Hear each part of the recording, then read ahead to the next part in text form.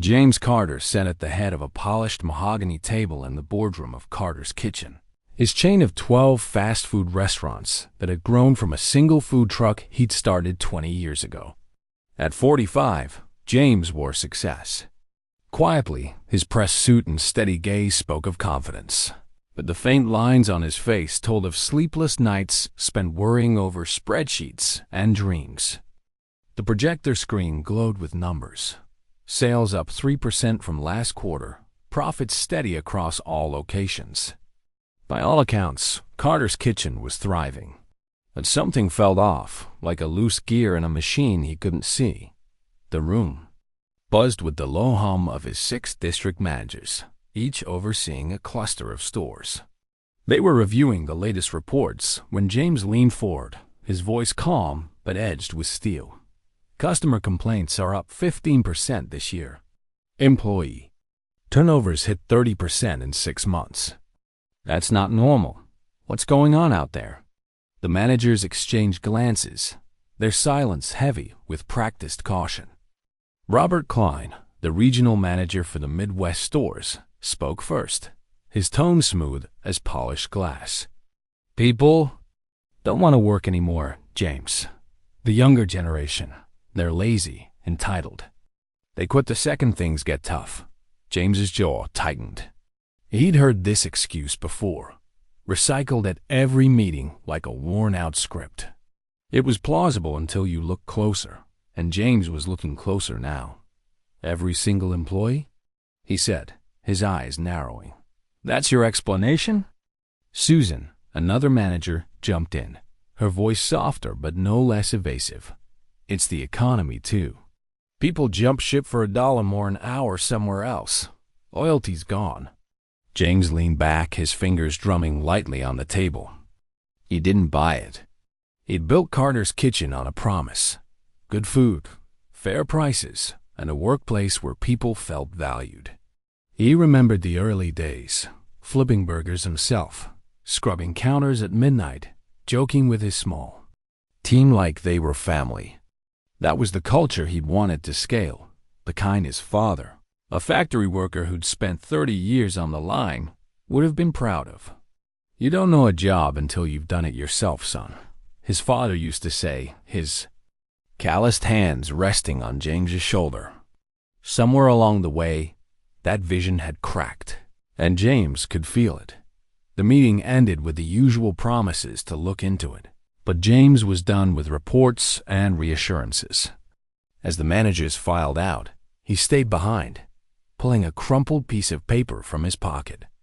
It was a letter, unsigned, slipped under his office door 2 weeks ago. The handwriting was neat but urgent. You need to see what's happening at Store 7. The managers don't care. The employees are suffering. This isn't the company you think it is. Store 7. The flagship location in downtown Chicago, one of their busiest. It had been a point of pride, a symbol of Carter's Kitchen at its best. If something was wrong there, it wasn't a glitch. It was a disease spreading through the company. James folded the letter, his mind racing. Online reviews for Store 7 echoed the letter's warning. Long wait times, cold food, staff who seemed distracted or rude. Employee exit surveys, when they were filled out, pointed to poor management and burnout. He'd been too far. Removed, sitting in his office while others handled the day-to-day. He trusted his managers to carry the culture he built. Maybe that was his mistake. That night, James sat in his apartment, the Chicago skyline glittering through the window. He poured a glass of bourbon but didn't drink. His thoughts tangled. The letter wasn't the only sign. A recent call from a loyal customer had stuck with him, a woman complaining about Store 7's service, but saying she kept coming back because of one cashier who tried so hard. James thought of his father again, the man who taught him that respect was earned through listening, through showing up. He'd built Carter's Kitchen to honor that. Now, he needed to know if it still did. The idea hit him like a spark. He'd go undercover. Not as a customer or a consultant, but as one of them, a worker at the bottom, invisible to the managers who tossed around excuses. He'd see Store 7 through their eyes, feel the weight of their days. It was risky. His face wasn't famous, but some employees might recognize him from old company newsletters or training videos. He'd need to disappear into the role completely. The next morning, James called Carla, a makeup artist he'd met at a charity event known for her work in film prosthetics. "Can you make me look 20 years older?" he asked, half expecting her to laugh. She didn't. "Give me 2 hours," she said. Carla's studio was a cluttered wonderland of wigs, brushes, and jars of liquid latex. She studied James's face, her hands moving with precision as she applied prosthetics. Faint wrinkles around his eyes, a subtle sag to his jawline, a slight hunch to his posture. She dyed his hair gray, streaking it with white for authenticity, and added age spots to his hands. "You're not just older," she said, stepping back. "You're a guy who's lived a hard life." James looked in the mirror and barely recognized himself. His sharp features were softened, his eyes hidden behind thick, outdated glasses. He'd chosen second-hand clothes from a thrift store, a faded flannel shirt, worn khakis, scuffed boots. To sell the disguise, he practiced a slight limp, a habit he'd picked up watching his father after years of standing on concrete floors. He was no longer James Carter, CEO. He was John Miller, a 50-something janitor looking for work. The paperwork was simple. He created a fake resume, decades of odd jobs, nothing flashy, and applied for a custodial position at Store 7. The application process was online, impersonal, exactly as he'd feared. No one asked questions. No one cared who John Miller was. 2 days later, a bored-sounding HR rep called. "Start Monday. Bring ID. Don't be late." Over the weekend, James prepared himself mentally. He wasn't just playing a role, he was stepping into a world he'd left behind. A world of sore feet and long hours, of being invisible. He thought of his father's stories, the pride he took in doing his job well despite being overlooked. James had built Carter's Kitchen to be different, a place where every worker mattered. If that wasn't true anymore, he needed to know why. Sunday night, he checked into a modest hotel near Store 7, not his upscale apartment. He couldn't risk being seen driving his usual car or carrying anything that screamed executive. He unpacked a small duffel bag, a thermos, a cheap watch, a worn notebook to jot down observations. His phone buzzed a text from his assistant, reminding him of a board meeting he'd canceled to make this happen. He ignored it, his focus narrowing to the task ahead. James lay in the hotel bed, staring at the cracked ceiling, the letter's words echoing in his mind. "This isn't the company you think it is." Tomorrow he'd walk into Store 7 as John Miller, a nobody with a mop. He'd see the truth unfiltered, and whatever he found, he'd face it head on. His father's voice rang in his ears. "You don't know a job until you've done it yourself." For the first time in years, James felt ready to listen. The air inside Carter's Kitchen Store 7 hit James Carter like a wall thick with the smell of fryer oil, burnt coffee, and a faint tang of bleach. The Chicago morning buzzed outside, but inside, the fluorescent lights cast a harsh glow over scuffed linoleum floors and counters cluttered with crumpled receipts. It was 7 a.m., and the breakfast rush was already building, customers tapping their feet at the register. James, disguised as John Miller, adjusted his thick glasses and gripped the handle of a mop bucket, his heart pounding not from nerves, but from the surreal weight of being here, invisible in his own company. He'd arrived early, limping slightly, to sell the persona of a weathered janitor. The store was a far cry from the polished image he'd envisioned when he opened it 5 years ago. The walls were streaked with grime. A soda machine hissed like it was on its last legs, and one of the menu boards flickered, half the letters unreadable. This wasn't just neglect. It was decay, and it stung James to see it. The store manager, Daniel Harris, stood behind the counter, scrolling through his phone. He was in his late 30s, wiry, with a permanent scowl that deepened as he glanced up at James. "You the new janitor?" Daniel muttered, barely lifting his eyes from the screen. "Mop's in the back. Start with the bathrooms. They're a mess." James nodded, keeping his head low. "Yes, sir," he said, his voice roughened to match his disguise. No handshake, no introduction, just orders. Daniel didn't even ask his name. James pushed the mop bucket toward the back, his boots squeaking on the floor, and took in the scene. The dining area was half full, customers muttering about slow service. At the register, a young woman with dark circles under her eyes juggled orders, her movements frantic but precise.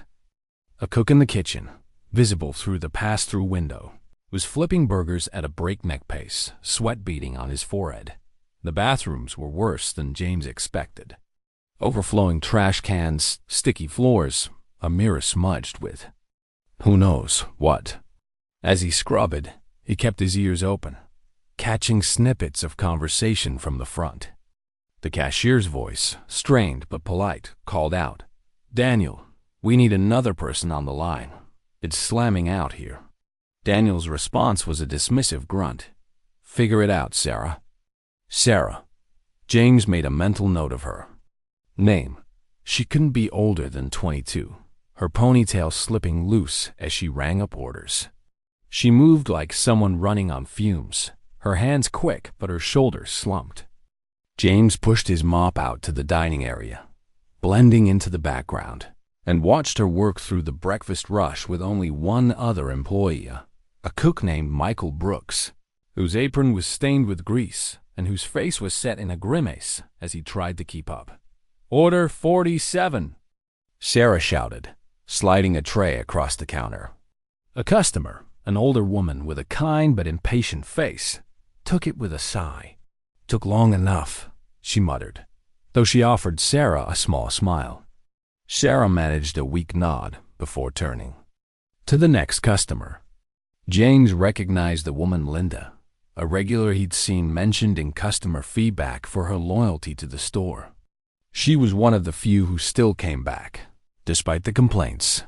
James emptied a trash can near the counter, close enough to hear Michael call from the kitchen. "Daniel, I'm drowning back here. Can we get someone else on prep?" Daniel, still glued to his phone, rolled his eyes. "You've got 2 hands, Mike. Use 'em." James's grip tightened on the trash bag. That was the first red flag a manager who didn't just ignore his team, but actively dismissed them by noon. The lunch rush hit like a tidal wave. Customers lined up out the door, their murmurs growing louder as wait time stretched. Sarah was a blur at the register, her voice hoarse from calling orders. Michael was a one-man army in the kitchen, flipping burgers, tossing fries, and cursing under his breath when a fryer sputtered. Only 3 employees were on the floor when there should have been at least 6. James, wiping down tables, felt a pang of guilt.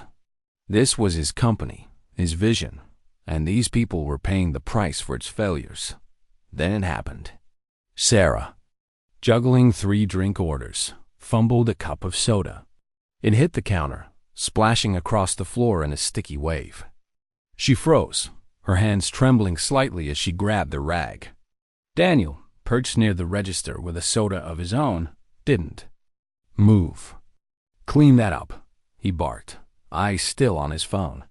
"And don't make a habit of it." James was already moving, mop in hand, before Sarah could respond. He knelt beside her, wiping up the mess. "You okay?" he asked quietly, his voice low enough to avoid Daniel's notice. She glanced at him, startled, then nodded too quickly. "Yeah, just long day." Her eyes told a different story. Exhaustion, frustration, a flicker of something like shame. James didn't push, but he saw it.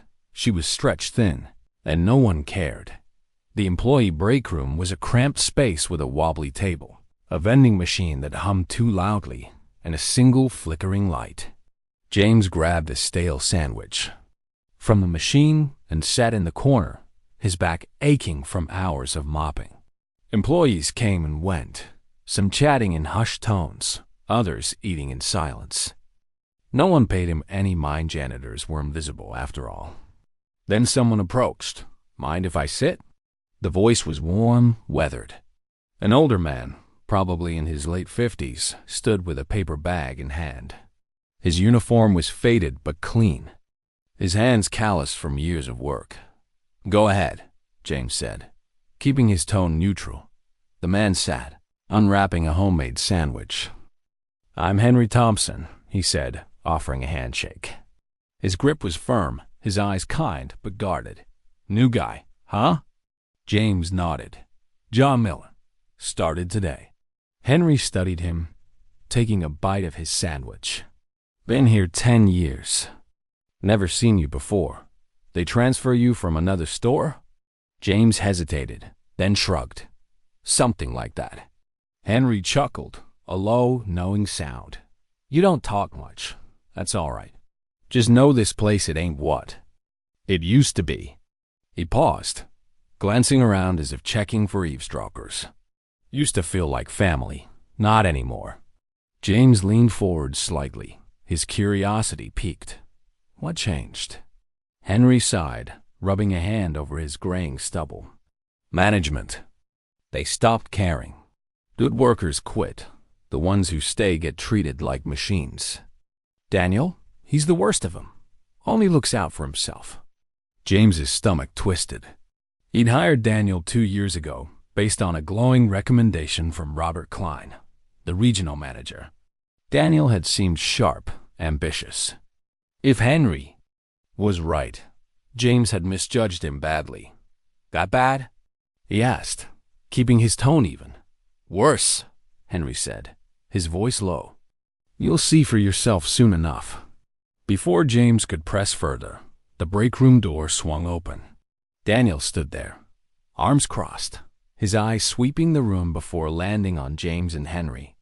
"You two done with your little lunch date?" His tone was mocking, sharp. "Trash is piling up, Grandpa. Let's go." Henry didn't flinch, just folded his sandwich wrapper neatly and stood.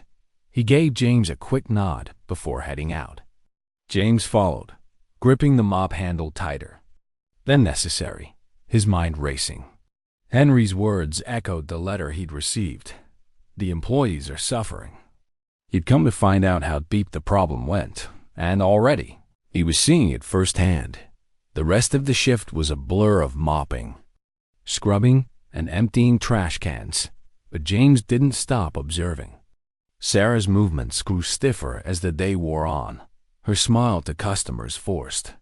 Michael, in the kitchen, was a whirlwind of motion, but his frustration was palpable when a burger order came back wrong, and Daniel blamed him without asking questions.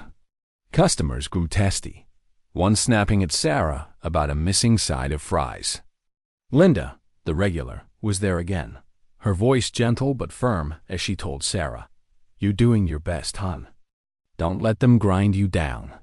James caught Sarah's eye as he swept nearby. She managed a faint smile, but it didn't reach her eyes. He wanted to ask more, to understand why she stayed, but Daniel was watching from the counter, his presence like a storm cloud. James kept his head down, playing the role of John Miller, but inside, his frustration was building. He'd trusted his managers to uphold the culture he built, fair wages, respect, a place where people wanted to work. If Henry was right, if Sarah and Michael were any indication, that culture was gone as the shift ended. James stood outside the store, the evening air cool against his skin. He adjusted his glasses, the weight of the disguise settling heavier now. He'd seen enough in one day to know Store 7 was broken, not just in its operations, but in its spirit. Daniel wasn't just a bad manager. He was a symptom of something larger, something James had let slip through his fingers. Tomorrow he'd dig deeper.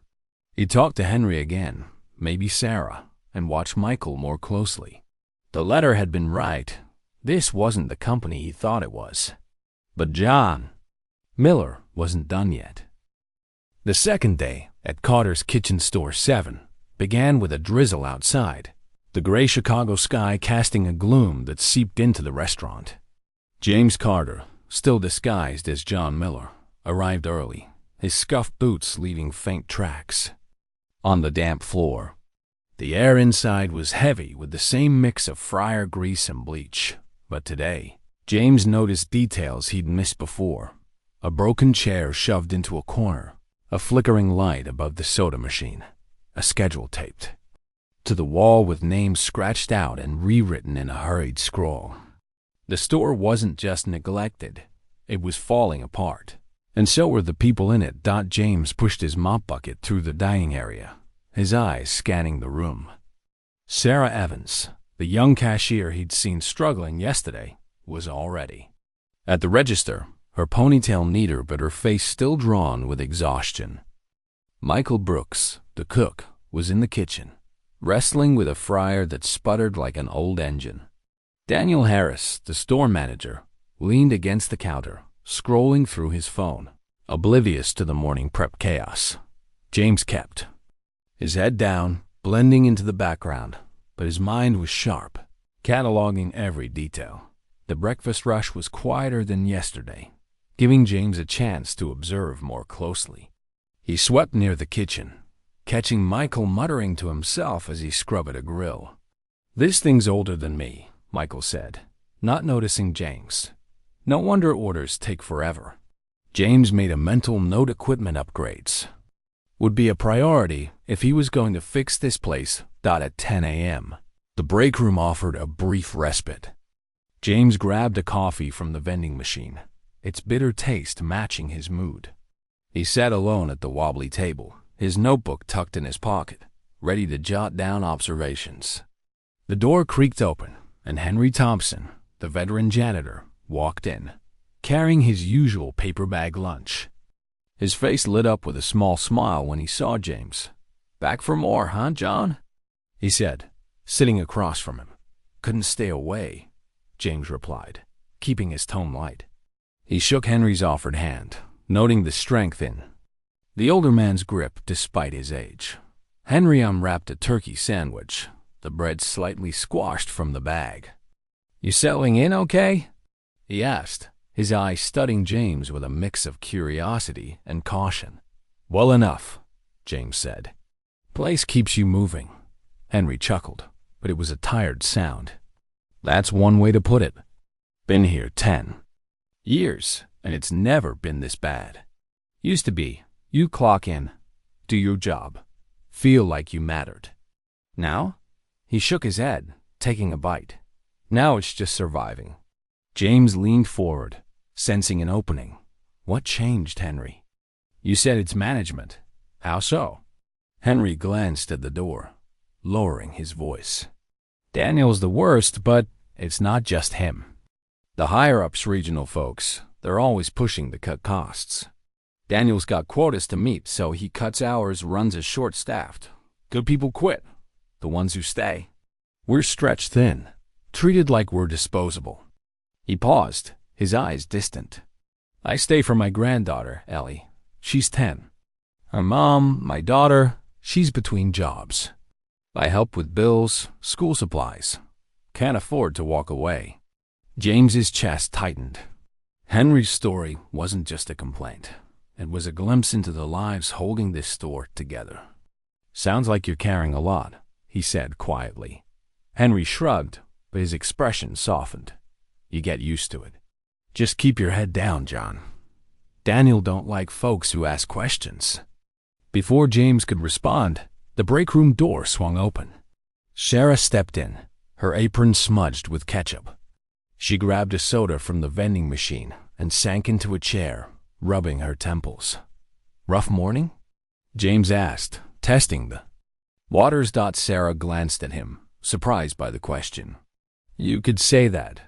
Orders backed up, and Daniel's breathing down my neck because I didn't upsell enough combos." She sighed, her voice low. "I'm trying to pay for college. Every penny counts. but it's like they want me to do 3 jobs at once. James nodded, careful not to push too hard. Why stick around? Sarah hesitated, her fingers tightening around the soda can. No choice. Tuition's due next month, and this is the only job I could get around my classes. I tried talking to Daniel about the schedule, wants more predictable hours, you know? He said if I didn't like it, I could leave. Her voice cracked slightly, and she looked away. So I shut up. James felt a surge of anger, not just at Daniel, but at himself. This was his company, and people like Sarah were suffering because he'd let things slide. He wanted to say something, to promise change, but John Miller couldn't make promises. Not yet. The lunch rush hit like a freight train. James was back on the floor, emptying trash cans as customers flooded in. Sarah handled the register alone, her voice hoarse from calling orders. Michael was a blur in the kitchen, juggling burgers and fries while the fryer hissed ominously. James caught Daniel watching from the counter, his arms crossed, doing nothing to help. When a customer complained about a wrong order, Daniel snapped at Sarah. Get it right next time. Loud enough for everyone to hear. Then came the incident. James was mopping near the kitchen when he heard a sharp yelp. Michael was clutching his hand, his face contorted in pain. A red welt was forming on his wrist, where hot oil had splashed from the faulty fryer. James dropped his mop and moved closer. You okay? He asked. Michael gritted his teeth. Burned myself. It's fine. Happens all the time with this junk equipment. James glanced at the fryer, its dials worn and grease-stained. You need to get that cleaned and bandaged. Michael shook his head. Can't. We're short-staffed. Daniel'll have my head if I step away. As if on cue, Daniel appeared at the pass-through window.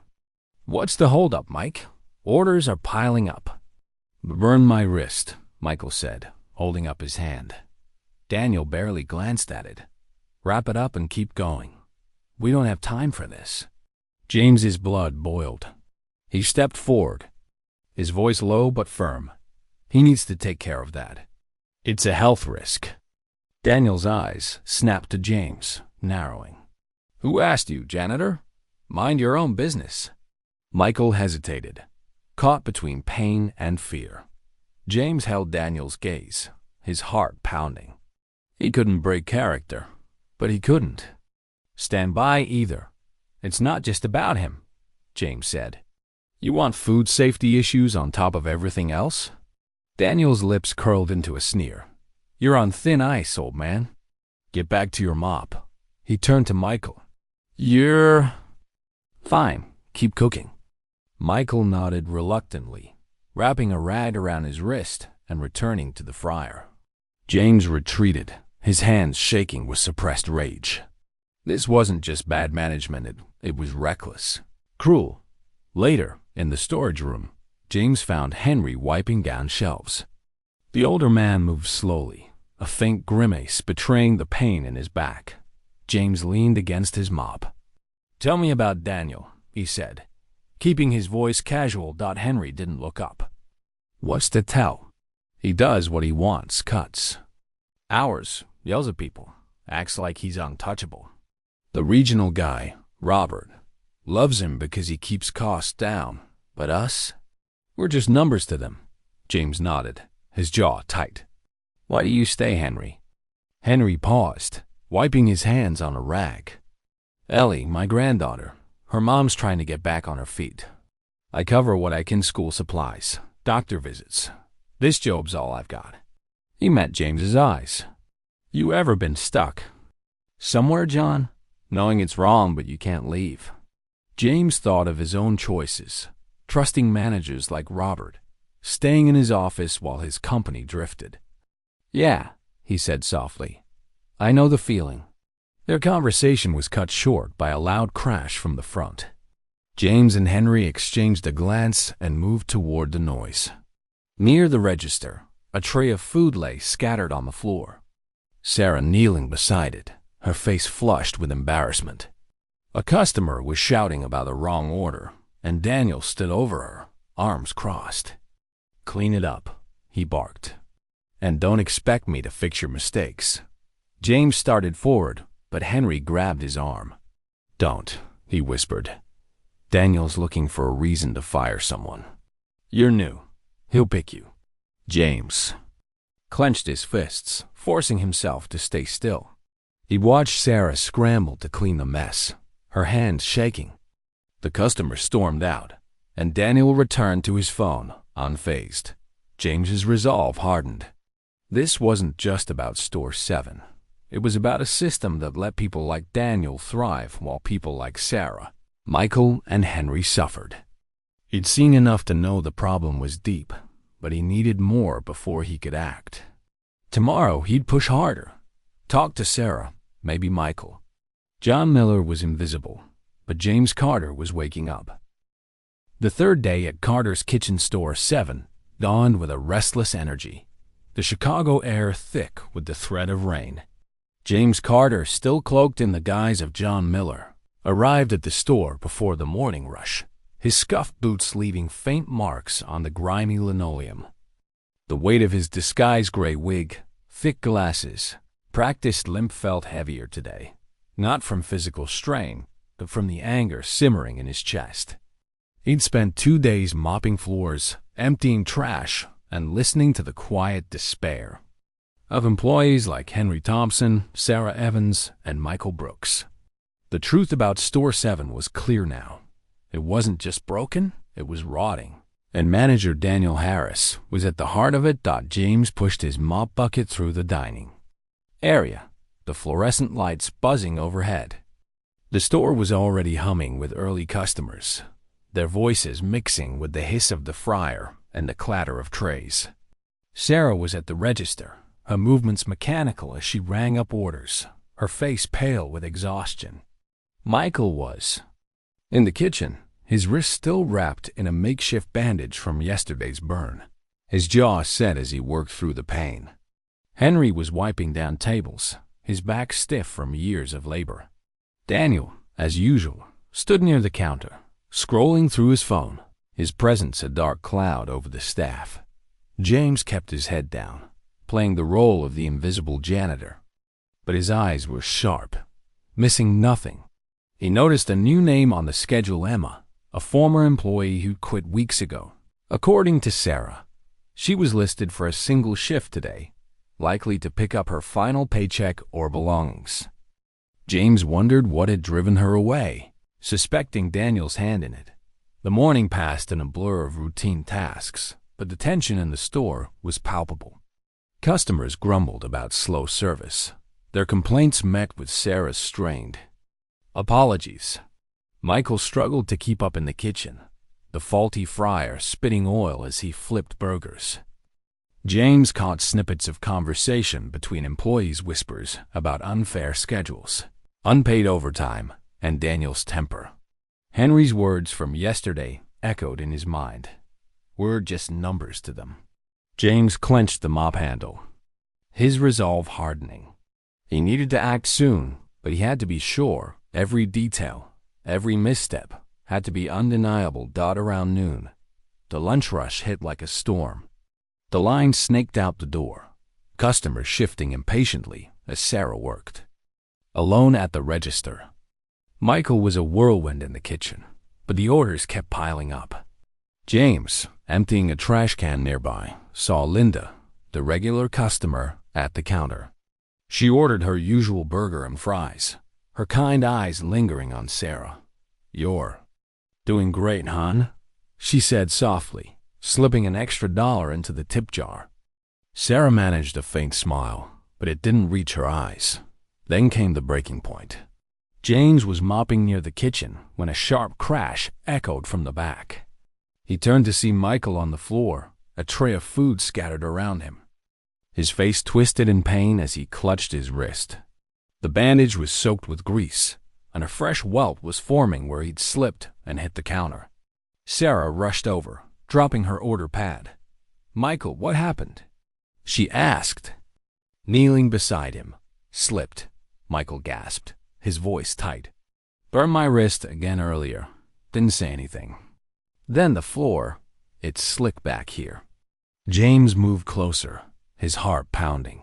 The kitchen floor was indeed slick, a sheen of grease and spilled soda that hadn't been properly cleaned. He glanced at the fryer, its dials barely legible, and realized Michael had been working through pain all morning. Before he could speak, Daniel appeared at the pass-through window, arms crossed, his scowl deeper than usual. "Get up, Mike," Daniel barked. "You're holding up the line." Michael winced, trying to push himself up with his good hand. "I think it's sprained," he said, his voice shaking. Daniel scoffed. "You're fine. Just clumsy. Clean this up and get back to work." Sarah stood, her hands balled into fists. "He's hurt, Daniel. He needs to see a doctor."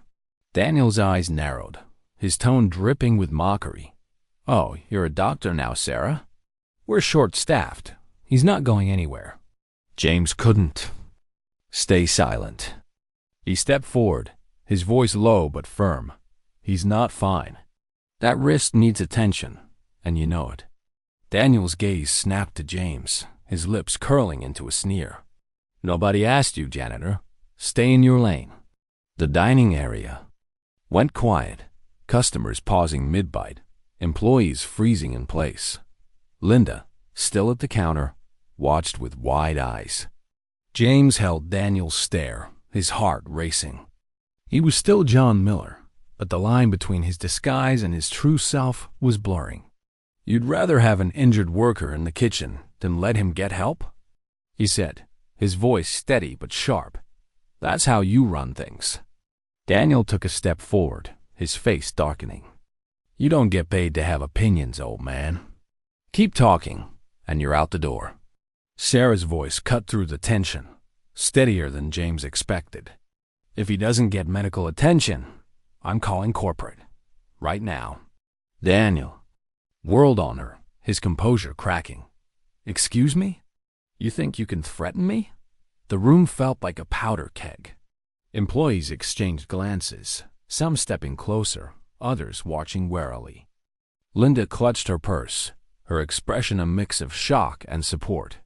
James saw it then, the moment Daniel realized he was losing control.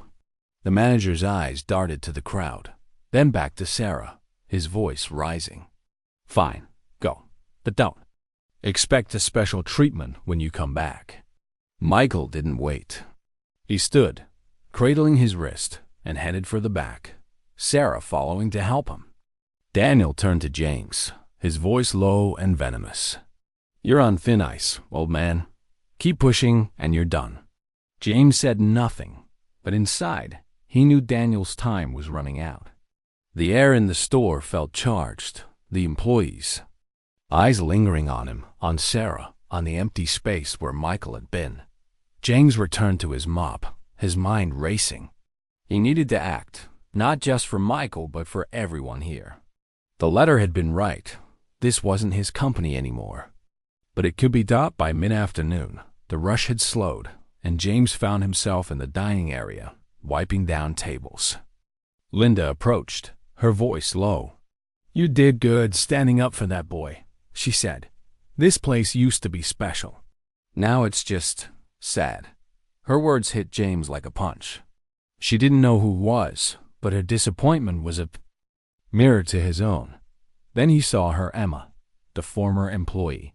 She slipped in through the side door, her face tense as she headed for the office. James caught Sarah's eye, and she mouthed, "She quit last month." Curious, James moved closer, pretending to sweep near the office door. Through the crack, he heard Emma's voice, sharp but shaky. "I just want my paycheck, Daniel. And my stuff. You didn't have to make this hard." Daniel's response was cold. "You walked out on us, Emma. Don't expect a warm welcome." James's stomach twisted. He'd heard enough. This wasn't just about Michael's injury or Sarah's exhaustion. It was a pattern, a culture of neglect and intimidation. He needed to end it. The moment came at 4 p.m. The dining area was half empty, Employees scattered across their tasks. Daniel stood near the register, scrolling through his phone, oblivious to the storm brewing. James stopped in the center of the room, his heart steady now. He reached up, pulled off his glasses, and tugged the gray wig from his head. The room went silent, employees freezing, customers pausing. Sarah gasped, her hand covering her mouth. Henry, wiping a table, dropped his rag. Linda's eyes widened. Recognition dawning. "I'm James Carter," he said, his voice clear and unwavering. "And this company is mine." The silence was thick, every eye on him. Daniel looked up, his face shifting from confusion to pale shock, his phone slipping slightly in his hand. James let the moment stretch, the weight of his words settling over the room. Then he turned to Daniel, his gaze unflinching. "I've spent 3 days seeing how my company runs when I'm not around. And what I've seen is unacceptable." Daniel's jaw clenched, his voice tight. "This isn't the place for this, Mr. Carter. Let's talk in private." James stepped forward, his voice steady. "No, Daniel. This is exactly the place, right? Here, in front of the people you've been mistreating." Sarah glanced at Henry, uncertainty in her eyes. Employees shifted, some exchanging glances, others waiting. Linda leaned forward, her hands gripping her purse. Daniel forced a laugh, but it was hollow. "Look, running a store isn't easy. We're short-staffed. These kids don't want to work. I do what I have to do to keep this place running." James's expression didn't waver. "That's your excuse? That's why Michael worked through a burn? Why Sarah's handling 3 jobs at once? Why Henry, a man who's given 10 years, has to warn new hires to stay quiet or face your retaliation?" Daniel's confidence faltered, his eyes darting to the employees watching. "You don't get it. You sit in an office while we deal with the real problems down here." James took another step closer, his voice low but cutting. "I built this company from nothing. I scrubbed floors, served customers, worked nights. Don't tell me I don't know what it's like. Your job was to lead, to support your team. Instead, you broke them." Daniel opened his mouth, but James cut him off. "You're done here. Pack your things." The words landed like a gavel. Daniel's face twisted, his composure shattering. "You can't just fire me on the spot." "I can," James said, his voice cold. "And I just did." The room held its breath. Daniel's shoulders tensed, his hands balling into fists. For a moment, it seemed he might argue, but then he set his jaw, shoved his phone into his pocket, and muttered, "You'll regret this." He stormed toward the back office, the door slamming behind him. James exhaled, turning to the employees. Their faces were a mix of shock, relief, and uncertainty. Linda began to clap, a slow, deliberate sound that spread to a few customers. Sarah's eyes glistened, and Henry crossed his arms, watching James with a guarded expression. This wasn't the end, it was the beginning. James had exposed the rod, but now he had to rebuild. And he would starting right here, right now.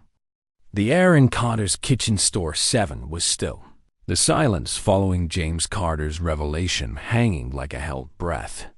Employees stood frozen, their eyes darting between James, now free of his John Miller disguise, and the back office door where Daniel Harris had stormed off.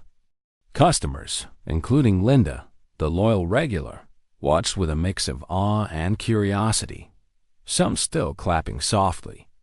Sarah Evans clutched her order pad, her face a mix of disbelief and hope. Henry Thompson, arms crossed, studied James with a guarded intensity, as if weighing whether this moment was real. James felt the weight of every gaze, every unspoken question. He'd exposed the rot in his company, but words alone wouldn't fix it. He had to prove he meant what he said. James stepped forward, his voice steady but warm, addressing the room. "This isn't just about Daniel. It's about all of you, the way you've been treated, the conditions you've worked under. That ends today." His eyes swept across the employees, meeting Sarah's wide gaze, Henry's skeptical frown, and the hesitant stares of others. I built Carter's Kitchen to be a place where people mattered. Somewhere along the way, I let that slip. I'm here to make it right. Sarah blinked, her voice soft but clear. "What does that mean, exactly?" James nodded, respecting her directness. "It means you'll have the support you need. No more skeleton crews, no more broken equipment, no more being ignored. I'm starting here, at Store 7, and I'm not stopping until every location is what it was meant to be." Henry uncrossed his arms, his expression softening but still wary. "We've heard promises before, Mr. Carter. How do we know things won't go back to the way they were once you leave?" The question stung, but James welcomed it. He'd been too distant trusting reports over reality. "Because I'm not leaving this store the way I found it," he said. "And I'm not relying on middlemen anymore. I'll be checking every location myself, starting with this one. But I need people here who know what this place needs, people who've lived it." He turned to Henry, who raised an eyebrow. "Henry, you've been here 10 years. You've seen this store at its best and worst. You care about the people here, about your granddaughter, about doing things right. I want you to take over as store manager."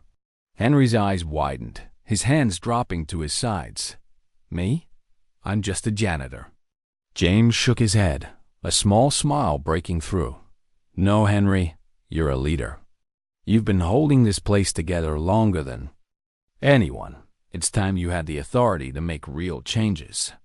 The employees murmured, some nodding, others exchanging surprised glances. Sarah's lips parted, but she didn't speak. Henry ran a hand over his chin, his voice gruff. "I don't know about that, Mr. Carter. I'm not trained for managing." "You know more than you think," James said. "You've seen what works and what doesn't. I'll make sure you have the training and resources you need." "You in?" Henry hesitated, his eyes flickering to the employees around him, then to the dining area where Linda watched, her face beaming with approval. He exhaled slowly, nodding. "All right. If it means making this place better for these folks, I'm in." James extended his hand, and Henry shook it, his grip firm but trembling slightly. The room felt lighter, the energy shifting from shock to cautious hope. James turned to Sarah, who was watching with a mix of awe and nervousness. "Sarah, you've shown resilience, even when things were stacked against you.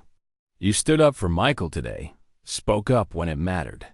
I want you, as assistant manager, working with Henry." Sarah's jaw dropped, her voice barely a whisper. "Me? I'm just a cashier." "You're more than that," James said. "You see the problems firsthand, and you're not afraid to call them out. That's leadership. Will you do it?" Sarah swallowed hard, her eyes glistening.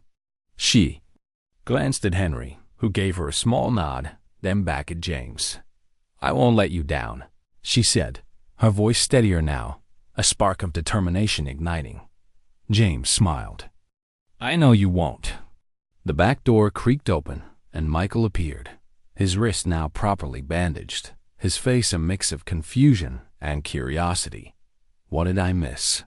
he asked, glancing around at the charged atmosphere. Sarah grinned, a rare lightness in her expression. "Everything." James seized the moment, addressing the entire staff. "From now on, things will be different.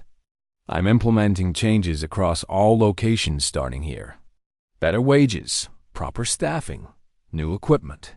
No store will ever be run the way this one was again." The employees exchanged looks, a mix of hope and skepticism. Linda, still at the counter, spoke up, her voice carrying a quiet strength. "I've been coming here for years, Mr. Carter. These kids work hard, harder than they should have to. What you're doing, it's what this place needs." She paused, her eyes soft. "I used to wait tables, long time ago. A good boss makes all the difference." James nodded, her words hitting deeper than she could know. "Thank you, Linda, and I'm sorry it took me this long to see it." Michael stepped forward, his voice hesitant but firm. "If we're talking changes, the kitchen needs help. The fryers are ancient ones why I got burned. We waste time fighting with them instead of getting orders out." James took it in, his mind already working. "Make a list of what's broken or outdated. If it needs replacing, it gets replaced. No questions." Michael nodded, a flicker of relief crossing his face. Sarah chimed in, her confidence growing. "Scheduling, too. It's a mess, unpredictable shifts, people burning out because we're always short-staffed. We need structure and maybe cross-training so no one's doing 3 jobs at once." James turned to her, impressed. "Write it up. Whatever you need to make that happen, you'll have it." Henry crossed his arms, his voice thoughtful. "And pay. People won't stay if they're stretched thin for minimum wage.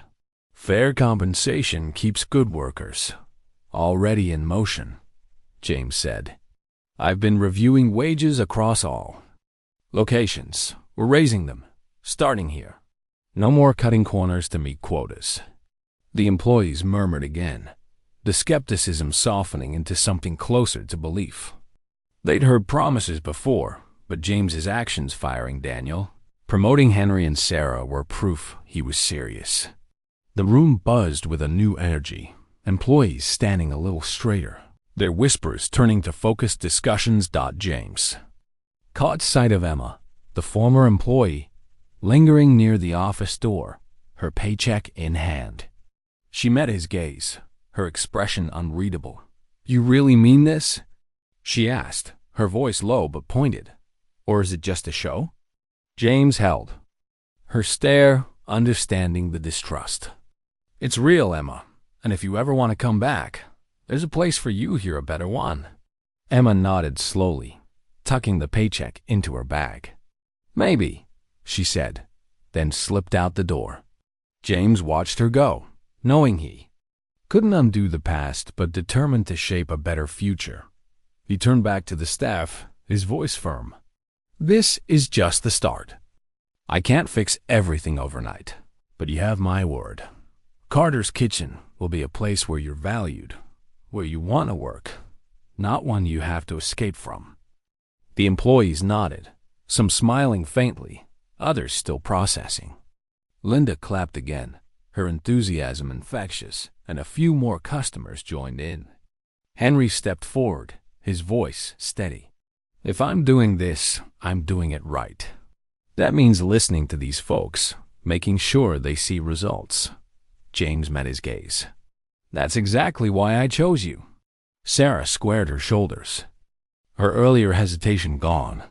"We'll hold you to it, Mr. Carter." James smiled, a weight settling in his chest, not of burden, but of purpose. He'd come to Store 7 to uncover the truth. Now, he had a chance to rebuild, starting with the people who kept it running despite everything. But this was one store, one step. 12 locations waited, and he'd visit everyone, ensuring no one like Daniel could poison his company again. A week had passed since James Carter revealed his identity at Carter's Kitchen Store 7, and the Chicago air felt lighter, though the gray clouds still hung low. Inside the store, the changes were subtle but tangible.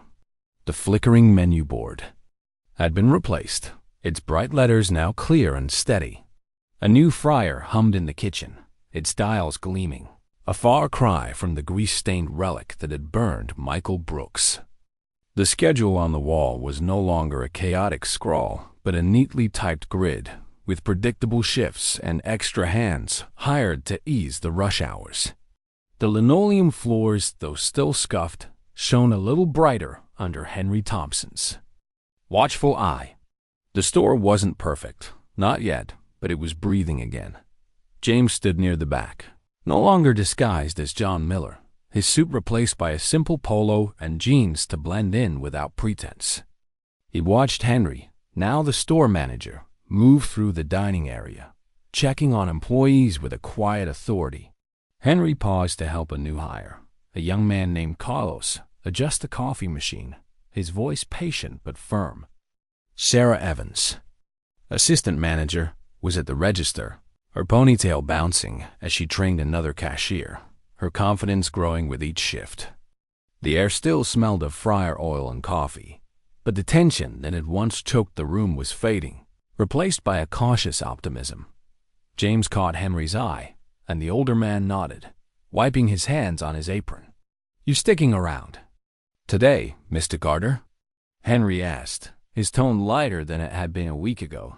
"Just for the morning," James said. "Wanted to see how things are settling." Henry glanced around, his expression thoughtful. "Better. Folks are still waiting for the other shoe to drop, but they're starting to believe you meant what you said." James nodded, understanding the skepticism. Trust wasn't built in a week, not after years of neglect. "You're doing good work, Henry. Keep it up." Henry chuckled, a rare sound. "Trying to. First thing we did was set up a suggestion box. Got a dozen notes already, mostly about breaks and better aprons. Small stuff, but it matters." James smiled. "Small stuff adds up. Let me know what you need to make it happen." Sarah approached, a clipboard in hand, her eyes bright despite the early hour. "Mr. Carter, I've got that scheduling plan you asked for. Cross-training starts next week, so we're not scrambling when someone's out. And I talked to the team about shift preferences. Makes a big difference." James took the clipboard, scanning her neat handwriting. "This is solid, Sarah. You're a natural." She blushed but stood taller. "Just want this place to work for everyone." Michael joined them, his wrist still bandaged but healing, a grin breaking through his usual stoicism. "New fryer's a game changer. Orders are out faster, and I haven't cursed at it once." The group laughed, a sound that felt foreign in this space, but James looked around, taking in the scene. Customers moved through the line more smoothly, their complaints fewer. Linda, the regular, sat at her usual table, sipping coffee and reading a newspaper. She caught James's eye and gave a small wave, her smile warm. The store was coming alive, but James knew this was just one battle won. 12 locations waited, and if Store 7 was any indication, the problems ran deep. He gathered the staff before the lunch rush, his voice carrying through the dining area. "You've seen the changes here: new equipment, better schedules, fair pay. That's the standard now, not just for Store 7, but for every Carter's kitchen. I'm heading to the other locations next, starting with Store 3 in Milwaukee. No more trusting reports from people who don't see what you see.